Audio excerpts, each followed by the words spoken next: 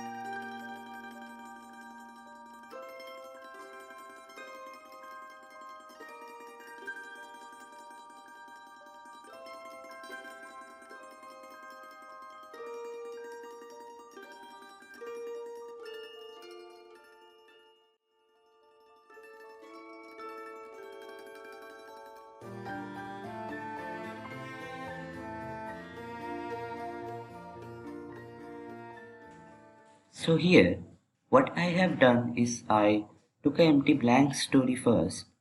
The story can be anything you want, and I will make a short video on how to customize this. I splitted it in a list where every item is a word. Then I got the necessary input to fill the blanks.